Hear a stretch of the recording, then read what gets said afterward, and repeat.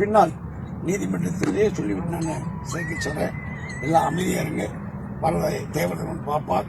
உங்களை நம்பியும் தேவரை நம்பியும் பாரத் மாதா கி ஜெய்.